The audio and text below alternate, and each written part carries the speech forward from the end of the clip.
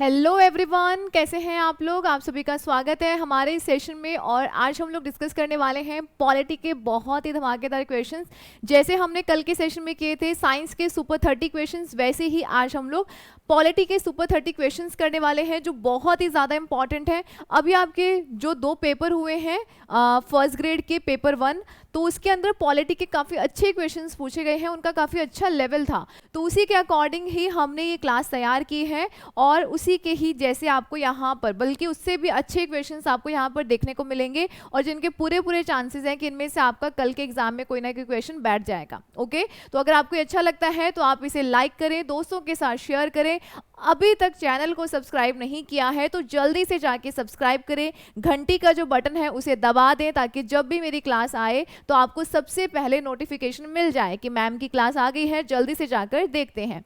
तो ये सारे काम करने हैं। आप में से बहुत सारे बच्चे हैं जिन्होंने अभी तक सब्सक्राइब नहीं किया है।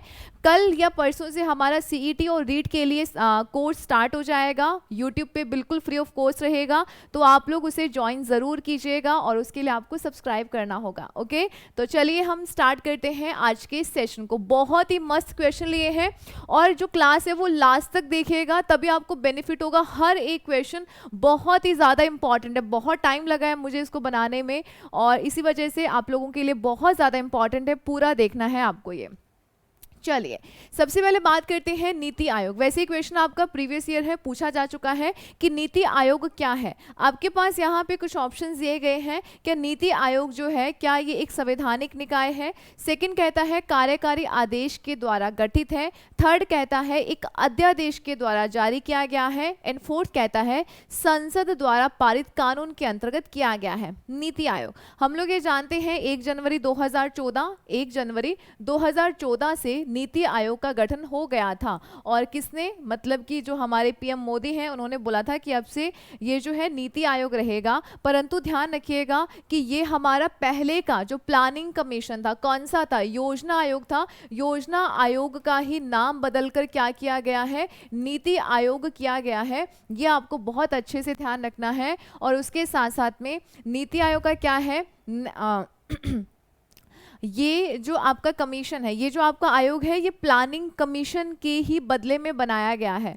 और इसके अंदर ये चीज़ ध्यान रखिएगा कि ये एक संवैधानिक निकाय नहीं है, यानी कि कॉन्स्टिट्यूशन में, संविधान में इसके बारे में कोई उल्लेख नहीं है, कोई आर्टिकल नहीं है और ना ही इसको कानून के द्वारा बनाया गया है कि संसद ने कोई कानून पारित कर दिया, नहीं, एक अध्यादेश के द्वारा इसको स्थापित किया गया है। तो आपका जो सी नंबर ऑप्शन है ये बिल्कुल सही है। आप लोगों का काम है कि आपको कॉमेंट सेक्शन के अंदर बताना है कि जो ये नीति आयोग है ना, इसका फुल फॉर्म क्या है। मैं नहीं बताऊंगी, ये आपको बताना है कमेंट सेक्शन में। देखते हैं कि आपको कितना याद है और ज़रूर बताना है। चलिए देखिएगा, तो ध्यान रखिएगा, ना तो ये कॉन्स्टिट्यूशनल है, ना ही ये स्टैट्यूटरी है यानी कि वैधानिक है। ये एक ऑर्डिनेंस के द्वारा जारी किया गया अध्यादेश है और उसी के द्वारा ये बनाया गया है और ये प्लानिंग कमीशन का ही नया नाम है। ठीक है, नेक्स्ट देखिएगा। आपके पास एक क्वेश्चन है कि राष्ट्रपति संसद का भाग है। कारण कथन आर कहता है संसद के दोनों सदनों के द्वारा पारित विधेयक यानी कि जो भी बिल होता है वो बिना राष्ट्रपति की परमिशन के कानून नहीं बन सकता है। तो ये मैंने आपको पहले भी थोड़ा बहुत करवाया था जब मैंने आपकी कभी क्लास ली है। तो ध्यान रखिएगा, नो डाउट राष्ट्रपति जो है वो संसद का भाग है। संसद यानी कि संसद बोले तो क्या क्या आएगा? संसद के अंदर आपका लोकसभा आता है, आपका राज्यसभा आते हैं और साथ में आपके राष्ट्रपति आते हैं। इन तीनों को ही मिलाकर आप क्या कहते हैं? संसद कहते हैं। जब भी कोई बिल रखा जाता है सबसे पहले वो सदन में रखा जाता है। सदन यानी बोले तो या तो वो लोकसभा में रखा जाएगा या फिर वो राज्यसभा में रखा जाता है। तो सबसे पहले जो कोई भी बिल है, यानी कि बिल मान लीजिएगा, सबसे पहले किस में रखा गया? संसद में रखा गया। और संसद के बाद अगर यहाँ से पारित हो गया, दोनों सदनों से पारित हो गया, तो किसके पास जाता है? राष्ट्रपति के पास जाता है। और राष्ट्रपति ने अगर परमिशन दे दी तो यही बिल क्या बन जाएगा? लॉ बन जाएगा, कानून बन जाएगा। तो ध्यान रखिएगा कि ये दोनों ही स्टेटमेंट आपके सही हैं। अगर इन्होंने स्वीकृति नहीं दी, परमिशन नहीं दी, तो ये कानून नहीं बनेगा। ठीक है, तो यहाँ पर दोनों ही स्टेटमेंट आपके यहाँ पर सही हो जाएंगे। ठीक है, ए और दोनों सही है और सही एक्सप्लेनेशन भी है, तो फर्स्ट नंबर ऑप्शन आपका यहाँ पर सही होगा। थोड़ा फास्ट चलेंगे। निम्न में से कौन सा सदन समाप्त किया जा सकता है? कौन सा? लोकसभा, राज्यसभा, विधान परिषद या फिर विधान सभा? हम लोग ये जानते हैं कि सेंटर की बात करते हैं तो हमारे पास संसद है, पार्लियामेंट है, जिसमें हमारे पास दो हाउस है, एक तो है लोकसभा और दूसरा है राज्यसभा। और नेक्स्ट जब हम राज्यों की तरफ चलते हैं तो राज्यों में हमारे पास क्या होता है? लेजिस्लेटिव असेंबली होता है, विधान मंडल होता है, और विधान मंडल में आपके पास क्या रहेगा? एक तो असेंबली होगी और उसके साथ में आपके पास एक काउंसिल होता है, यानी कि विधान परिषद होता है। विधान परिषद जो है ना, ये हर कहीं पे नहीं है, ये लगभग 6 ही राज्यों में बनाई गई है। और ध्यान रखिएगा, विधान परिषद एक ऐसा सदन है, आप उसको संसद के द्वारा जनरेट भी करा सकते हैं और संसद की परमिशन से आप उसको खत्म भी करा सकते हैं, यानी कि वो सदन खत्म भी हो सकता है, बिल्कुल समाप्त भी हो सकता है। पूरा लंबा प्रोसीजर होता है, ठीक है, ऐसा नहीं है। राज्यों के द्वारा ही इनिशिएट लिया जाता है। जो विधानसभा है वही सबसे पहले इनिशिएटिव लेती है कि हमें हमारे यहाँ पर क्या चाहिए? विधान परिषद चाहिए, वहां से पारित होने के बाद संसद के पास जाता है, ठीक है। तो ध्यान रखिएगा, ये हमारा एक ऐसा सदन है जिसे आप समाप्त भी कर सकते हैं। लोकसभा भंग हो सकती है, ठीक है, राज्यसभा जो है ये कभी भंग नहीं होती, कभी समाप्त नहीं होती है, और विधान परिषद भंग हो सकती है, परंतु एक समाप्त होना, पूरा टोटली ही बंद कर देना, तो वो कौन सा है? विधान परिषद है।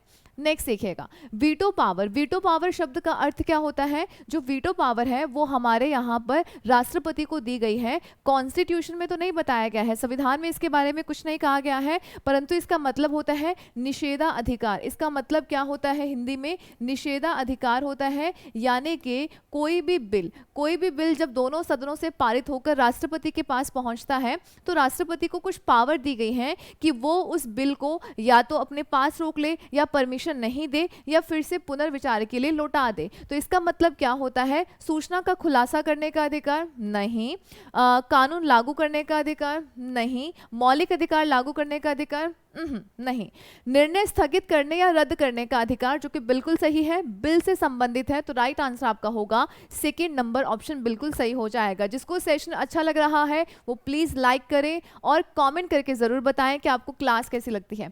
आपके ये जो छोटे छोटे से स्टेप्स हैं, जैसे कि लाइक करना, कमेंट करना या अपने दोस्तों के साथ शेयर करना, इससे हमें मोटिवेशन मिलता है। अगर जितना ज़्यादा मोटिवेट हम होंगे, आपके लिए उतनी ही अच्छी और उतनी ही धमाकेदार क्लासेस लेकर आएंगे। तो इसीलिए प्लीज़ आप ये सब करते रहें, लाइक करें, शेयर करें, और अगर सब्सक्राइब नहीं किया है तो सब्सक्राइब कर लें। ओके, चलिए, राष्ट्रपति के निर्वाचन में, राष्ट्रपति के इलेक्शन में राज्य का मुख्यमंत्री मतदान करने के लिए पात्र नहीं होता है यदि वो इनमें से क्या होगा? कौन ऐसा व्यक्ति, मतलब कि आपको ये बताना है कि मुख्यमंत्री इनमें से क्या होगा कि वो राष्ट्रपति के निर्वाचन में भाग नहीं लेगा, ठीक है। क्या वो स्वयं प्रत्याशी हो, उसे राज्य विधानमंडल के निचले सदन में अपना बहुमत सिद्ध करना शेष हो, वह राज्य विधानमंडल में उच्च सदन का सदस्य हो, वह राज्य विधानमंडल में निम्न सदन का सदस्य हो। तो मैंने आपको सीधी सी बातें, कल परसों की क्लास में हमने जब क्वेश्चंस किए थे तो मैंने आपको राष्ट्रपति का निर्वाचन मंडल बताया था। मैंने आपको ये बताया था कि राष्ट्रपति के निर्वाचन में संसद के दोनों सदनों के निर्वाचित सदस्य ही भाग लेते हैं। जो इलेक्टेड मेंबर्स होते हैं वही पार्टिसिपेट करते हैं, नॉमिनेट मेंबर यानी कि जो मनोनीत सदस्य हैं वो भाग नहीं लेंगे। डन।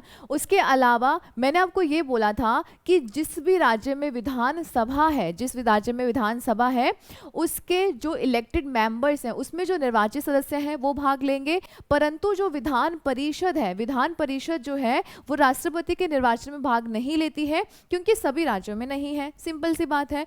तो आप यहाँ पे देखिएगा, विधानमंडल का उच्च सदन, विधानमंडल का उच्च सदन यानी कि ये बात हो रही है विधान परिषद की बात हो रही है, ये आपकी लेजिस्लेटिव जो काउंसिल है उसकी बात हो रही है। क्योंकि हमारे दो सदन होते हैं, अपर हाउस और लोअर हाउस। राज्यों के अंदर जो अपर हाउस है वो है विधान परिषद, उच्च सदन जिसे आप कहते हैं लेजिस्लेटिव काउंसिल, और निम्न सदन है असेंबली। वैसे ही हमारे यहाँ पर संसद में उच्च सदन है राज्यसभा और निम्न सदन है लोकसभा। समझे? ठीक है। तो राइट आंसर यहाँ पे क्या होगा कि अगर वो उच्च सदन का सदस्य है, अगर वो विधान परिषद का मेंबर है, तो वो राष्ट्रपति के निर्वाचन में भाग नहीं लेगा। समझे तो थम्स अप कर दीजिएगा। नेक्स्ट, निम्नलिखित कथनों पर विचार कीजिए और इनमें से दिए गए कूट का सही उत्तर का चयन कीजिए। आप में से काफी सारे बच्चों को प्रॉब्लम हो सकती है कि मैम थोड़ा फास्ट है, टाइम बहुत कम है हमारे पास। अगर मैं ऐसे धीरे धीरे ऐसे सुस्ताते हुए पढ़ाऊंगी तो मुझे खुद को मज़ा नहीं आएगा, और मुझे ये लगता है कि हमें धीरे नहीं, हमें थोड़ा तेज चलना चाहिए ताकि हम लोगों को पीछे कर पाएँ, ना कि हम उनसे पीछे रह जाएं। तो जब हम खुद तेज चलेंगे, जब हम खुद फास्ट बनेंगे, तभी तो हम लोगों से आगे निकलेंगे ना। तो इसीलिए हम थोड़ा सा फास्ट चलेंगे। ओके, चलिए आपको यहाँ पे बताना है कौन सा स्टेटमेंट हमारा सही है। फर्स्ट नंबर, संघ की कार्यपालिका शक्ति प्रधानमंत्री में निहित होती है। सेकंड कहता है प्रधानमंत्री की नियुक्ति राष्ट्रपति के द्वारा की जाती है। थर्ड कहता है प्रधानमंत्री परिषद के प्रधान होते हैं। एंड फोर्थ कहता है आवश्यक नहीं है कि नियुक्ति के समय प्रधानमंत्री संसद के किसी भी सदन का सदस्य हो। डन। अब आपको पूछा था कौन सा स्टेटमेंट आपका यहाँ पर सही है। देखिएगा, संघ की कार्यपालिका जो शक्ति है वो प्रधानमंत्री में निहित नहीं होती है, वो राष्ट्रपति में निहित होती है। जो राष्ट्रपति है, संविधान के अकॉर्डिंग राष्ट्रपति ही क्या है, सर्वे सर्वा है, राष्ट्रपति ही प्रमुख होते हैं। परंतु कैसे होते हैं, नाम मात्र के होते हैं। जो रियल होते हैं, वास्तविक है, वो प्रधानमंत्री होते हैं। बट हमें तो कॉन्स्टिट्यूशन के अकॉर्डिंग चलना है, इस वजह से ये स्टेटमेंट तो हमारा गलत था। अब देखो, अगर आपको नहीं आता ना, बाकी नहीं आते हैं, तो क्या करना है, पहला जहां पे आ गया है वो तो सारे आपके क्या हो जाएंगे, गलत हो जाएंगे। ये भी गलत, ये भी गलत, ये भी गलत। कौन सा बचा, सी नंबर ऑप्शन आपके पास यहाँ पे बचा, जो कि सही हो जाएगा। देख भी लेते हैं। पीएम की नियुक्ति राष्ट्रपति करते हैं, बिल्कुल सही। प्रधानमंत्री परिषद के प्रधान होते हैं, जो कैबिनेट इनकी बनाई जाती है, बिल्कुल सही है। आवश्यक नहीं है कि नियुक्ति के समय प्रधानमंत्री संसद के किसी भी सदन के सदस्य हो, बिल्कुल जरूरी नहीं है। परंतु 6 महीने के बाद किसी भी सदन की सदस्यता लेनी जरूरी है। ठीक है, तो ये भी आपका सही था, गलत था फर्स्ट नंबर। उसके अकॉर्डिंग हमारा जो राइट आंसर है वो रहेगा सी नंबर ऑप्शन आपका राइट होगा। नेक्स्ट, निम्नलिखित में से कौन भारत के राष्ट्रपति के निर्वाचक मंडल का तो भाग है, परंतु उसके महाभियोग अधिकरण का भाग नहीं है। महाभियोग क्या है, ये वो प्रोसीजर है जिसके जरिए राष्ट्रपति को उसके पद से हटाया जाता है। आर्टिकल 61 के अंदर इसका जो प्रोसीजर है वो सारा दिया गया है कि किस किस प्रकार से हम राष्ट्रपति को उनके पद से हटा सकते हैं। डन। अब यहां से क्या पूछा गया है कि कौन ऐसा है जो राष्ट्रपति के निर्वाचन मंडल, जो उसका इलेक्टेड जो कॉलेजियम, सॉरी, आपको बताना है कि कौन ऐसा है जो राष्ट्रपति के निर्वाचन में तो भाग लेगा, परंतु ध्यान रखिएगा कि उसका जो महाभियोग है ना उसमें भाग नहीं लेगा। तो हम लोग ये जानते हैं कि राज्यसभा दोनों सदनों के निर्वाचित सदस्य, विधानसभा के निर्वाचित सदस्य, दिल्ली पुदुचेरी विधानसभा के निर्वाचित सदस्य, ये सभी तो भाग लेते हैं। परंतु ध्यान रखिएगा कि जब हम महाभियोग की बात करते हैं, महाभियोग में ना संसद के सभी सदस्य होते हैं, संसद के दोनों सदनों के सभी सदस्य। अब इसके अंदर ना जो मनोनीत सदस्य हैं वो भी यहाँ पर पार्टिसिपेट करेंगे। मनोनीत सदस्य भी यहाँ पर भाग लेते हैं। मनोनीत सदस्य भी भाग लेंगे कब, जब हम महाभियोग की बात करते हैं, जब हम महाभियोग की बात करते हैं तब की बात कर रही हूँ। तो लोकसभा लेगी, राज्यसभा लेगी, यहाँ पर लोकसभा, राज्यसभा, और क्या पूछा है, महाभियोग अधिकरण का भाग नहीं है। तो राइट आंसर आपका होगा फोर्थ नंबर ऑप्शन आपका करेक्ट हो जाएगा। अब यहाँ पे ना बहुत ध्यान से करना है क्वेश्चन, पता है क्या दिया गया है, सी नंबर में है राज्यों की विधान परिषद। क्वेश्चन क्या था, अब जो जिसने देखा ना सी नंबर पे ही टिक कर देगा, क्योंकि विधान परिषद के मेंबर्स तो पार्टिसिपेट करते नहीं है। बट आप जरा क्वेश्चन तो पढ़िए, क्या कहता है कि निर्वाचक मंडल का तो भाग है परंतु महाभियोग का भाग नहीं है। जब हम विधान परिषद को देखते हैं ना, ये तो निर्वाचक मंडल का ही भाग नहीं है, तो महाभियोग में तो ये ऑप्शन तो सीधा ही कट हो जाना था। ठीक है, तो राइट आंसर आपका क्या होगा, जो लेजिस्लेटिव असेंबली है वो हमारा यहाँ पर सही आंसर हो जाएगा। नेक्स्ट, राज्यसभा के बारे में कौन सा स्टेटमेंट हमारा गलत है, राज्यसभा के बारे में कौन सा स्टेटमेंट गलत है। फर्स्ट है, राज्यसभा में 12 सदस्य प्रधानमंत्री के द्वारा मनोनीत किए जाते हैं, यानी कि नॉमिनेट किए जाते हैं। सेकंड है, राज्यसभा के 1/3 सदस्य हर 2 वर्ष में सेवानिवृत्त होते हैं। थर्ड है, राज्यसभा भंग नहीं हो सकती है। एंड फोर्थ कहता है राज्यसभा का सभापति उपराष्ट्रपति होता है। तो बहुत अच्छा क्वेश्चन है, परंतु सिंपल सा है। कई बार ना ऐसा होता है कि सिंपल सा क्वेश्चन होता है बट हम कंफ्यूज हो जाते हैं, हम हम सही से नहीं पढ़ते हैं और उस चक्कर में हमारा क्वेश्चन गलत हो जाता है। बहुत इंपॉर्टेंट चीज़ है, जब भी आप क्वेश्चंस कर रहे हैं सारे ऑप्शंस को रीड करें और बहुत अच्छे से रीड करें, ऐसे ओवर कॉन्फिडेंट में नहीं करें। अब देखो ये तो है 12 सदस्य तो मनोनीत किए जाते हैं, परंतु प्रधानमंत्री नहीं करते। कौन करते हैं? राष्ट्रपति करते हैं। तो ये स्टेटमेंट हमारा गलत हो गया था और इसी वजह से ये हमारा उत्तर भी है। राज्यसभा के 1/3 सदस्य 2 वर्ष में सेवानिवृत्त हो जाते हैं, बिल्कुल सही है। राज्यसभा भंग नहीं हो सकती है, बिल्कुल सही। राज्यसभा का जो सभापति है वो उपराष्ट्रपति होता है, बिल्कुल बिल्कुल सही है। डन। नेक्स्ट, किन किन परिस्थितियों में राष्ट्रपति संसद का संयुक्त अधिवेशन बुला सकते हैं? संयुक्त अधिवेशन यानी कि जो जॉइंट सेशन होता है, किन परिस्थितियों में बुलाया जाएगा? जल्दी से आप मुझे बताएं कि जॉइंट सेशन का आर्टिकल कौन सा है। मैंने आपको पिछली क्लास में करवाया था, जॉइंट सेशन का आर्टिकल बता देना है, काफी ज्यादा इंपॉर्टेंट है। एक सदन के द्वारा पारित विधेयक को दूसरे सदन के द्वारा रद्द कर देना। सेकेंड, एक सदन के द्वारा विधेयक में प्रस्तावित संशोधन दूसरे सदन के द्वारा स्वीकार न करना। थर्ड है, एक सदन के द्वारा विधेयक की प्राप्ति के 6 माह तक कोई कार्यवाही ना करना। एंड फोर्थ कहता है उपरोक्त सभी परिस्थितियों में। तो ये सारे ही आपके ऑप्शंस करेक्ट हैं। एक ने पारित कर दिया, दूसरा नहीं कर रहा है, 6 महीने से ज्यादा का समय हो गया है। एक ने संशोधन को स्वीकार कर लिया है, दूसरा नहीं कर रहा है। कौन बुलाएंगे? राष्ट्रपति बुलाते हैं। कौन बुलाते हैं? राष्ट्रपति जो है वो यहाँ पर ज्वाइंट सेशन को बुलाएंगे। इसकी अध्यक्षता कौन करते हैं? अध्यक्षता बताइएगा। तो अध्यक्षता करते हैं लोकसभा के अध्यक्ष। लोकसभा के जो अध्यक्ष हैं, लोकसभा के जो अध्यक्ष हैं वो इसकी क्या करते हैं? अध्यक्षता करते हैं, यानी कि जो स्पीकर हैं वो इस सेशन की अध्यक्षता करेंगे। डन। तो आपका राइट आंसर हो जाएगा D number option. Next, Bharat का उपराष्ट्रपति, यहाँ पर हमारे जो उपराष्ट्रपति हैं उनसे संबंधित हमारे पास कुछ ऑप्शंस दिए गए हैं, देखिएगा। भारत का द्वितीय उच्चतम प्रतिष्ठित अधिकारी है, उसके पास पद से संबंधित कोई औपचारिक दायित्व नहीं है। थर्ड कहता है राष्ट्रपति की अनुपस्थिति में उसके कार्यों का निर्वहन करता है। एंड फोर्थ कहता है राष्ट्रपति के पदत्याग, अपदस्थ और मृत्यु के बाद राष्ट्रपति के रूप में काम करता है। तो आपको बताना है कौन सा स्टेटमेंट यहाँ पर सही है। देखिएगा, हम लोग ये जानते हैं कि हमारे भारत के जो पहले व्यक्ति हैं, जहां से गणना जनगणना स्टार्ट होती है, या प्रथम व्यक्ति कौन है? वो राष्ट्रपति हैं। ठीक है, सेकंड व्यक्ति कौन है? तो सेकंड है हमारे उपराष्ट्रपति, वाइस प्रेसिडेंट। इसके पास पद से संबंधित कोई औपचारिक दायित्व नहीं है। क्या आपने देखा है उपराष्ट्रपति का ये काम है? नहीं। उपराष्ट्रपति जो है वो राज्यसभा के पदेन सभापति होते हैं, वो उपराष्ट्रपति है, इस वजह से वो राज्यसभा के सभापति हैं। बट वो काम क्या कर रहे हैं? राज्यसभा के अध्यक्ष के, राज्यसभा के सभापति के रूप में काम कर रहे हैं, ना कि उपराष्ट्रपति के रूप में काम करते हैं। बिल्कुल सही है। राष्ट्रपति की अनुपस्थिति में उनके कार्यों को करेंगे, बिल्कुल सही है। राष्ट्रपति की मौत हो गई है या उन्होंने अपना पद छोड़ दिया है तो एक एक्टिंग यानी कि कार्यवाहक राष्ट्रपति के रूप में काम करते हैं, बिल्कुल सही है। तो राइट आंसर आपका क्या होगा? डी नंबर ऑप्शन आपका बिल्कुल सही हो जाएगा। कैसे, समझ में आ रहा है ना? आसान है और क्वेश्चंस बहुत ज़्यादा इंपॉर्टेंट है। आपने देखा होगा जो आपके एग्जाम हुए हैं उनमें क्वेश्चंस थोड़ी सी लेंदी से पूछे जा रहे हैं, थोड़े थोड़े बड़े बड़े ऑप्शंस होते हैं। तो हमने जब आप ऐसे मल्टीपल चॉइस टाइप के करते हैं ना, तो इन्हीं से ही आपका क्या होगा? अच्छे से प्रैक्टिस होगी, दिमाग थोड़ा खुलेगा और आप एग्जाम में भी काफ़ी अच्छे से परफॉर्म करेंगे और डेफिनेटली आपका सिलेक्शन भी होगा।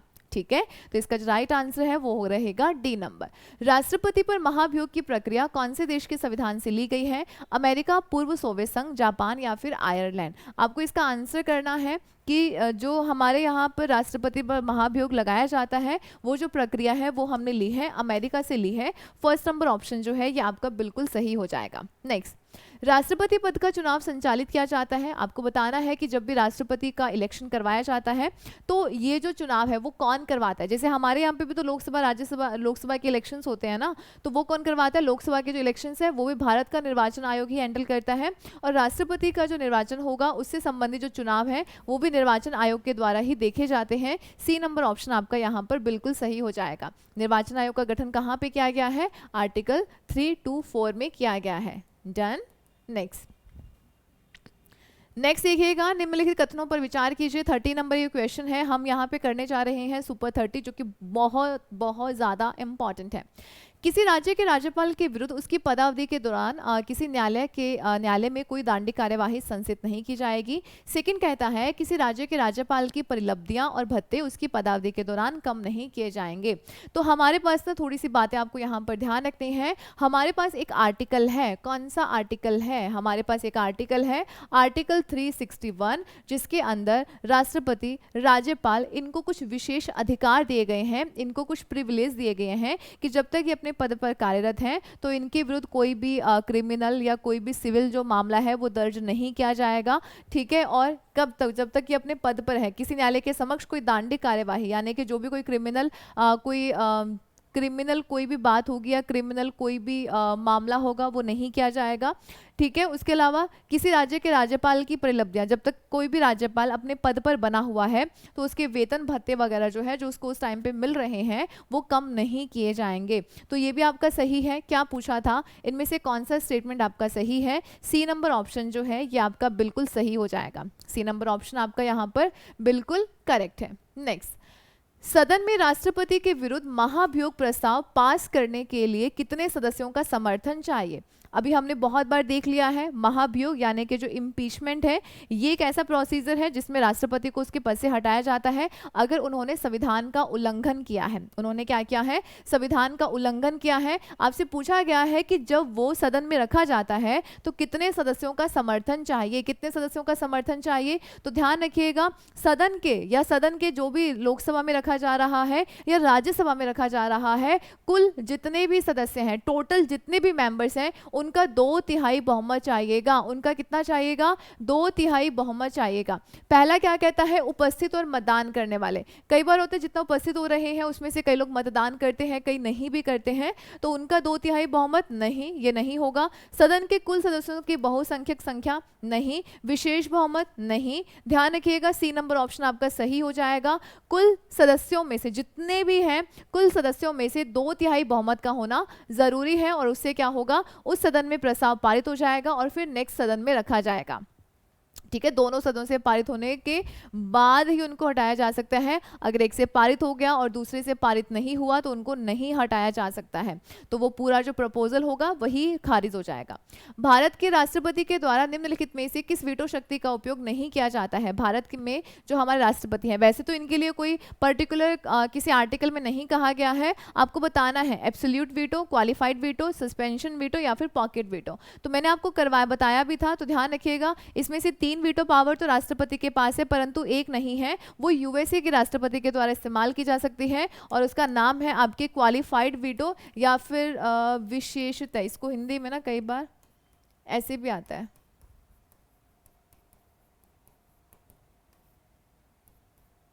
ठीक है, आपको यहाँ पे ना कुछ बातें थोड़ी सी ध्यान रख लेनी है। आपको यहाँ पे ये चीज़ ध्यान रखना है, पूर्ण वीटो या एब्सोल्यूट वीटो वो होता है जो गैर सरकारी विधेयक होते हैं ना, जैसे कि जो सरकार में नहीं होते हैं, जो दूसरे मेंबर्स होते हैं, अगर उनके द्वारा कोई विधेयक लाया गया है तो उसके खिलाफ जो है आपके राष्ट्रपति जो है वो एब्सोल्यूट वीटो का इस्तेमाल कर सकते हैं, यानी कि पूरा ही उसके ऊपर कोई साइन वाइन नहीं करना, वापिस ही लौटा देना।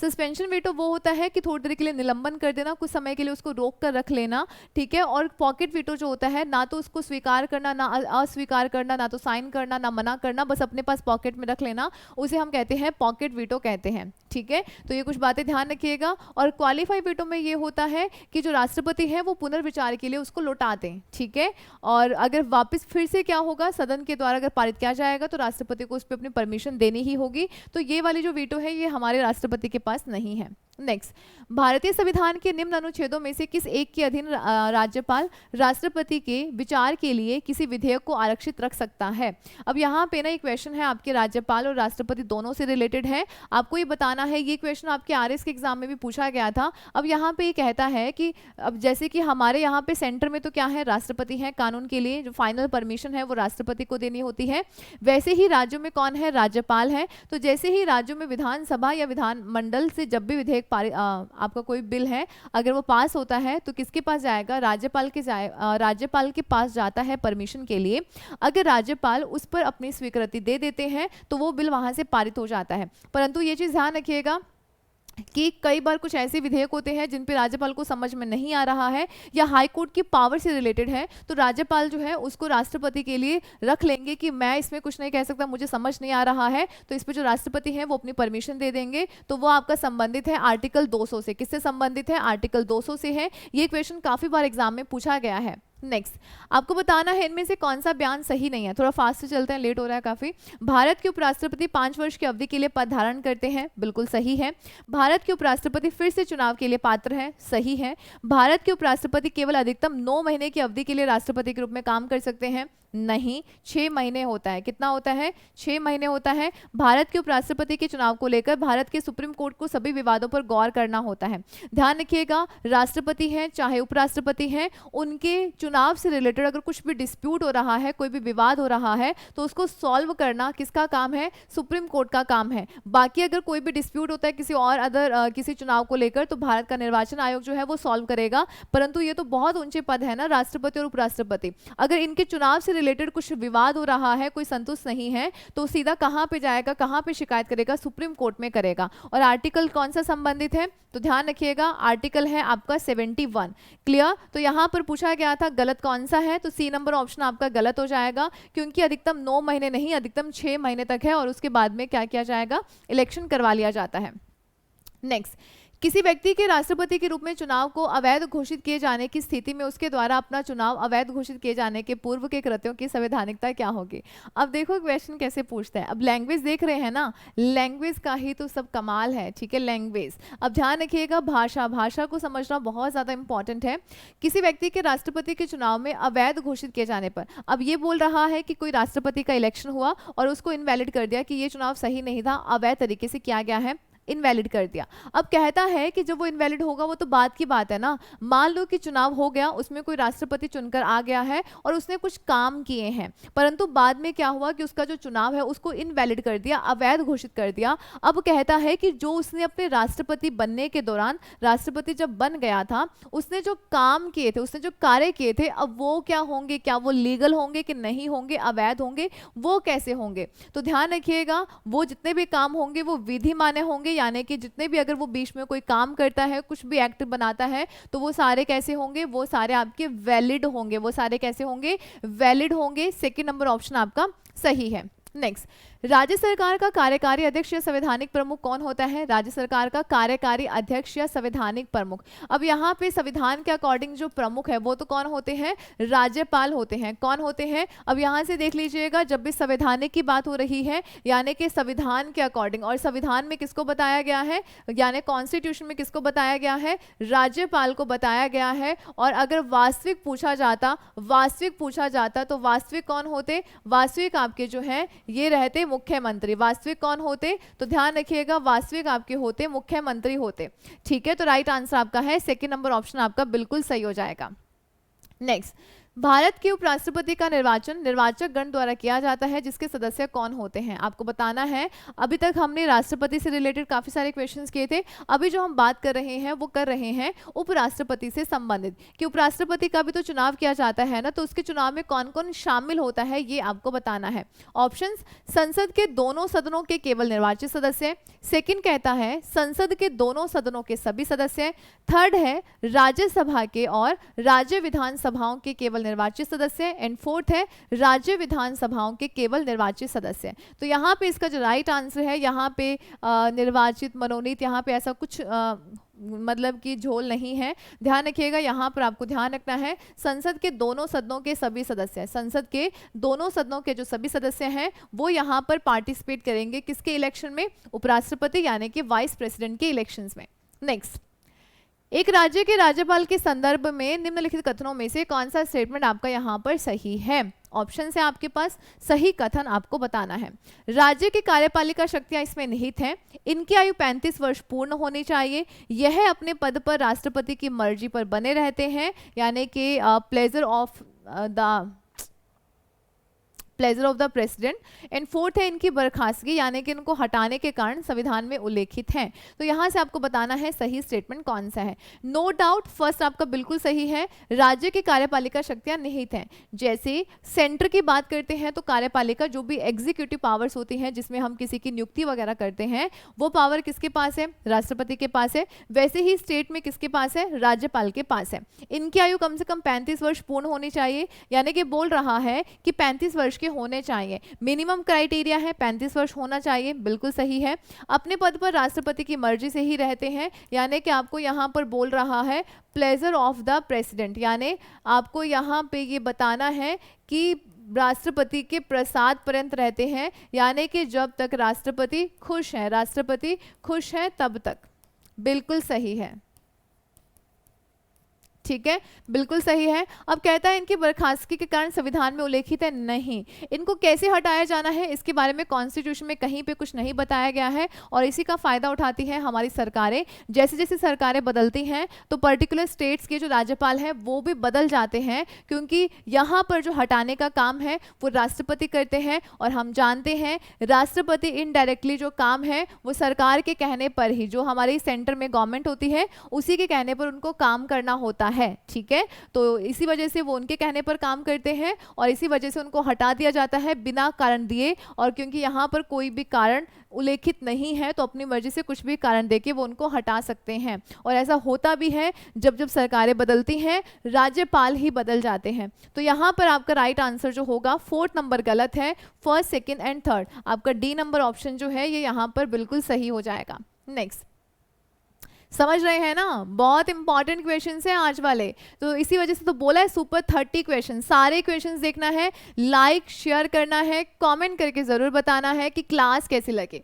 निम्नलिखित अनुच्छेद में से किसके अनुसार भारत के राष्ट्रपति को क्षमा, राहत या छूट देने या किसी भी अपराध के दोषी व्यक्ति को किसी भी अपराध के निलंबित, अनुमोदन और यात्रा करने की शक्ति है? अभी यहाँ पे कह रहा है, हम जानते हैं राष्ट्रपति को क्षमादान की शक्ति दी गई है। कहाँ पर दी गई है? आर्टिकल 72 में दी गई है। कहाँ दी गई है? आर्टिकल 72 में दी गई है। और बहुत ज़्यादा इंपॉर्टेंट है, किसी को फांसी की सजा दी जाती है तो उसको भी राष्ट्रपति माफ कर सकते हैं। कोई कठोर सजा दी गई है तो उसकी सजा में बदलाव कर सकते हैं। मतलब हर तरीके से सजा को कम करने की जो पावर है वो राष्ट्रपति को दी गई है। 2nd नंबर ऑप्शन आपका यहाँ पर बिल्कुल सही हो जाएगा। अब 74 की बात करते हैं तो ये आपके प्रधानमंत्री और मंत्रिपरिषद से संबंधित है कि उनकी नियुक्ति करने की जो राइट है वो किसके पास है? आपके राष्ट्रपति के पास है। 77 की सरकार के द्वारा अगर कोई भी प्रधानमंत्री कुछ भी अगर कोई बाहर जाकर कोई भी काम करता है तो वो किसके नाम से किया जाता है? वो राष्ट्रपति के नाम से किया जाता है। वो किसके नाम से किया जाएगा? राष्ट्रपति के नाम से किया जाएगा। और जो 85 है वो आपका सत्र को बुलाने से संबंधित है, ठीक है। सत्र को बुलाना किसका काम होता है? तो पावर जो है वो राष्ट्रपति के पास है। बी नंबर ऑप्शन आपका यहाँ पर सही हो जाएगा। नेक्स्ट, राज्यपाल के द्वारा जारी किया गया अध्यादेश किसके द्वारा मंजूर किया जाता है? राज्यपाल कोई भी अध्यादेश जारी करेगा तो ध्यान रखिएगा 213 आर्टिकल 213 कोई भी ऑर्डिनेंस, राज्य में कोई ऐसी स्थिति है जिसके लिए कानून बनाना बहुत ज़्यादा ज़रूरी है और जो हमारे सदन है वो सत्र में नहीं चल रहे हैं, विधानसभा सत्र में नहीं चल रही है, कानून बनाना बहुत ज़्यादा ज़रूरी हो गया है, तो राज्यपाल के पास ये पावर है कि वो कोई ना कोई ऑर्डिनेंस जारी कर सकते हैं। और जो भी ऑर्डिनेंस जारी किया जाता है वो एक विधि का प्रभाव रखता है, वो एक लॉ का प्रभाव रखता है। लॉ का क्या रखता है? प्रभाव रखता है, यानी कि कानून की तरह ही प्रभावी होगा। तो अगर ये जारी कर देते हैं तो किसके द्वारा मंजूर किया जाता है? विधानमंडल के द्वारा मंजूर किया जाएगा। इनिशियली स्टेट में तो लागू हो जाएगा, जैसे ही विधानसभा का सत्र स्टार्ट होगा तो यहाँ पर रखा जाएगा और यहाँ से पारित करवाने के बाद ही फिर वो आगे कंटिन्यू होगा। नेक्स्ट, भारत के संविधान के अनुच्छेद 360 के अधीन वित्तीय आपात, यानी कि आपसे पूछा गया है फाइनेंशियल इमरजेंसी वित्तीय आपात से संबंधित निम्नलिखित कथनों पर विचार कीजिए। फर्स्ट कहता है वित्तीय आपात की उद्घोषणा 2 माह की समाप्ति पर परिवर्तन में नहीं रहेगी यदि उस अवधि की समाप्ति से पहले संसद के दोनों सदनों के संकल्पों के द्वारा अनुमोदन नहीं कर दिया जाता है। यहाँ पर ध्यान रखिएगा, वैसे तो ये हमारी जो भी इमरजेंसी है इसको लगाने का काम है राष्ट्रपति का, उनके पास हमने पावर दी है और आर्टिकल कौन सा है? 360 है। परंतु ध्यान रखिएगा जैसे ही राष्ट्रपति अनाउंस करते हैं उसके 2 माह के अंदर, उसके 2 माह के जो भीतर है उनको संसद से परमिशन लेनी होगी, संसद में रखना होगा, अगर संसद उसे पास कर देती है, यानी कि ये दोनों सदन अगर उसे पारित कर देंगे तो वो ये जो इमरजेंसी है वो आगे 6 महीने के लिए कंटिन्यू हो जाती है। अगर नहीं करेंगे तो 2 महीने के बाद ये जो इमरजेंसी की घोषणा की गई थी ये खुद ब खुद समाप्त हो जाएगी, खत्म हो जाएगी। तो सही कहता है ना कि अगर संसद ने क्या किया, उसको पारित कर दिया, पास कर दिया, तो वो आगे कंटिन्यू हो जाएगा, अगर नहीं करेगा तो नहीं होगा। परिवर्तन एनफोर्स होना, लागू होना। सेकंड कहता है यदि वित्तीयपात परिवर्तन में हो, लागू हो, तो भारत का राष्ट्रपति संघ के कार्यों के संबंध में जो भी सेवा कर रहे हैं, सेंटर में जो भी काम अपनी सर्विस दे रहे हैं, जो भी गवर्नमेंट जॉब में हैं, किसी भी वर्ग के व्यक्तियों के, परंतु जिनके अंतर्गत हाई कोर्ट और सुप्रीम कोर्ट के न्यायाधीश नहीं आते हैं, वेतन भत्तों में कमी करने के निर्देश देने में सक्षम है। और फाइनेंशियल इमरजेंसी में क्या होता है, हमारे पास देश में पैसे की कमी हो गई है, हमारी जो गुडविल है, साख है, वो नीचे गिर गई है। तो अब इस कंडीशन में क्या होता है कि राष्ट्रपति के पास ये पावर है कि संघ में जो भी यहाँ पर व्यक्ति काम कर रहा है, जो भी अपनी सर्विसेज दे रहा है, उनके वेतन भत्ते कम किए जा सकते हैं। अगर उसके अंदर न्यायाधीश आएंगे तो भी, यानी कि उनके न्यायाधीश के वेतन और जो भी भत्ते हैं वो कम किए जा सकते हैं। और ये कहता है कि उसके अंदर न्यायाधीश नहीं आते हैं, तो इस वजह से ये गलत हो गया था और आपका जो केवल एक है ये ऑप्शन आपका बिल्कुल सही हो जाएगा। ये चीज़ें ध्यान रखिएगा। बट अभी तक हमारे भारत में एक बार भी फाइनेंशियल इमरजेंसी नहीं लागू हुई है, मतलब नहीं लगी है। नेक्स्ट, 2 अथवा 2 से अधिक राज्यों के लिए संयुक्त लोक सेवा आयोग के अध्यक्ष की नियुक्ति किसके द्वारा की जाती है। अब यहाँ पे हमारे यहाँ पे एक प्रोविजन है, आर्टिकल 315 में लोक सेवा या संघ लोक सेवा आयोग के बारे में बताया गया है, उसके गठन, उसकी नियुक्ति के बारे में बताया गया है। वैसे तो हर स्टेट का लगभग अलग है, सेंटर का अलग है, परंतु ध्यान रखिएगा 2 या 2 से अधिक राज्यों का इकट्ठा भी हो सकता है।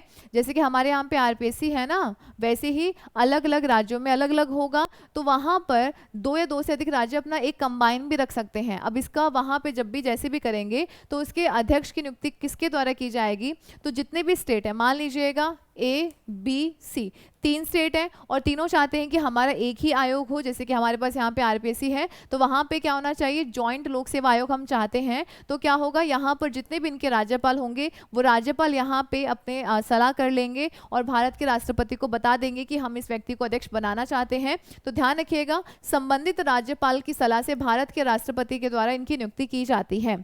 ठीक है। नेक्स्ट, अगर लिखित में से वो कौन सा व्यक्ति है जो संसद सदस्य नहीं है लेकिन जिसे संसद को संबोधित करने का अधिकार प्राप्त है।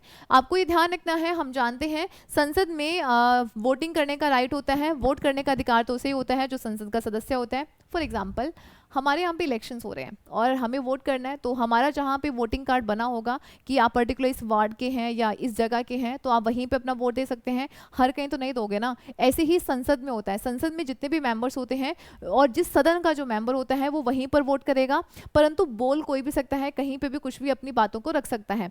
ऐसे ही यहाँ पर आपसे एक प्रश्न पूछा गया है, इनमें से ऐसा कौन सा व्यक्ति है जो संसद का सदस्य तो नहीं है परंतु वो अपनी बातों को रख सकता है, संसद को संबोधित कर सकता है। तो आपका जो राइट आंसर है वो कौन सा रहेगा, भारत का जो अटॉर्नी जनरल है, भारत का जो अटॉर्नी जनरल है, जो हमारे यहाँ पर विधि का प्रमुख कहलाएगा, सबसे बड़ा। तो ध्यान रखिएगा, उसके द्वारा संसद में बोला जा सकता है, अपनी बातों को रखा जा सकता है, यानी कि संसद को संबोधित किया जा सकता है। डन। फर्स्ट नंबर ऑप्शन जो है ये आपका बिल्कुल सही हो जाएगा। नेक्स्ट, बस 27, 28, 29, 30। अभी आपका लास्ट 4th क्वेश्चन है, निम्न में से कौन सा अधिकार राज्यपाल को नहीं है। जल्दी जल्दी से, मुख्यमंत्री की नियुक्ति, मुख्यमंत्री की सलाह से अन्य मंत्रियों की नियुक्ति, राज्य की कार्यपालिका शक्ति सीमा में किसी दोष सिद्ध व्यक्ति के दंड को क्षमा करने की शक्ति, एंड उच्च न्यायालय के न्यायाधीशों की नियुक्ति। कहता क्या है, कहता है इनमें से कौन सी पावर है जो राज्यपाल के पास नहीं है। ठीक है, आपको ये बताना है। तो मुख्यमंत्री की नियुक्ति नो डाउट करते हैं भाई, करते हैं। सलाह से अन्य मंत्रियों की नियुक्ति ये भी करते हैं। राज्य की कार्यपालिका शक्ति सीमा में अगर कोई भी व्यक्ति दोषी सिद्ध है उसको क्षमा करने की पावर रखते हैं, बिल्कुल। उच्च न्यायालय के, ओह सॉरी, ये इसने मुझे बहुत बार डराया है। Still working? ये आपके सर का आईपैड जो है ना, ये मुझे बहुत बार डराता है। चलिए, सॉरी, रियली सॉरी। देखो यहाँ पे मतलब जान ही निकाल दी इसने मेरी। क्या हम कहाँ पे थे। चलिए, उच्च न्यायालय के न्यायाधीशों की नियुक्ति, आपको यहाँ पे ध्यान रखना है, उच्च न्यायालय के न्यायाधीशों की जो नियुक्ति है ना, उसका वो काम होता है राष्ट्रपति का। वो किसका काम होता है? राष्ट्रपति का होता है। और आपका डी नंबर ऑप्शन जो है ये बिल्कुल सही हो जाएगा।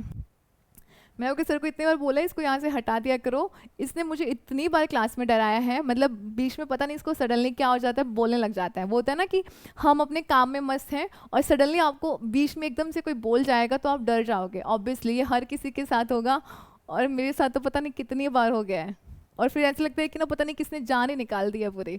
नेक्स्ट देखो, अनुच्छेद आपका लास्ट ये क्वेश्चन है 28, आर्टिकल 249 के तहत राज्य सूची के विषय पर संसद के द्वारा कानून किस परिस्थिति में बनाया जाता है? तो आपको ध्यान रखना है, राष्ट्रीय आपातकाल के समय, संबंधित राज्य में राष्ट्रपति शासन होने पर, राज्य सूची का विषय राष्ट्रीय महत्व का होने पर, या फिर संविधान इस संदर्भ में मौन है। आपको यहाँ पर ध्यान रखना है कि अगर कोई भी ऐसा विषय है जो राज्य सूची का विषय है और कुछ वहां पर कुछ ऐसे दंगे हो रहे हैं कि जरूरी हो गया है कि संसद के द्वारा कानून बनाया जाए, तो उस कंडीशन में कानून बनाया जाएगा। सी नंबर ऑप्शन आपका बिल्कुल सही है। आर्टिकल कौन सा है? 249।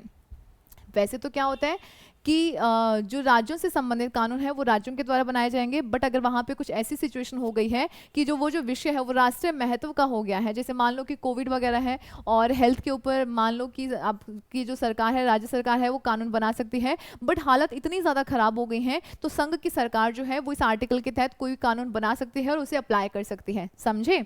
नेक्स्ट देखो, लास्ट आपका लास्ट सेकंड क्वेश्चन है, संविधान के किस अनुच्छेद में कहा गया है कि अपने पदेन किए गए कार्यों के लिए राज्यपाल किसी भी न्यायालय के समक्ष उत्तरदायी नहीं है? तो मैंने आपको थोड़ी देर पहले बताया था, आर्टिकल कौन सा? आर्टिकल 61। इसमें क्या है? एक प्रिविलेजेस दी गई हैं, मतलब कि कुछ विशेष अधिकार दिए गए हैं। किसे दिए गए हैं? राष्ट्रपति और राज्यपाल को, कि उनके द्वारा जो भी कार्य किए जाएंगे उसके लिए हम उन्हें दोषी नहीं ठहरा सकते हैं और उनके खिलाफ जो भी क्रिमिनल और जो भी सिविल केसेस होते हैं वो भी नहीं किए जा सकते हैं। तो राइट आंसर आपका रहेगा सी नंबर ऑप्शन जो है ये आपका बिल्कुल सही हो जाएगा। सी नंबर ऑप्शन आपका जो है ये बिल्कुल सही हो जाएगा। नेक्स्ट लास्ट क्वेश्चन, केंद्रीय मंत्रिपरिषद में केंद्रीय मंत्रिपरिषद के विरुद्ध अविश्वास प्रस्ताव कहां पे लाया जाता है? अविश्वास प्रस्ताव यानी कि नो कॉन्फिडेंस मोशन जो है, अब ये कब लाया जाता है? जब ये लगे कि जो जनता है, जनता का सरकार के ऊपर विश्वास नहीं है, या फिर उनके जो भी विधायक होते हैं अगर उन्होंने उनको छोड़ दिया है, किसी दूसरी पार्टी को ज्वाइन कर लिया है, तो सबसे इसका मतलब यही समझा जाता है कि अब जो जनता है ना, क्योंकि वहां पर सदन में जो भी सदस्य होते हैं, लोकसभा मेनली लोकसभा में जो भी सदस्य चुने जाते हैं उन्हें हम लोग चुनते हैं, तो कहा जाता है वो जनता का सदन है, वो जनता का सदन है। और वही जनता का सदन में जो भी पार्टी बहुमत प्राप्त करती है उसी पार्टी की सरकार बनती है।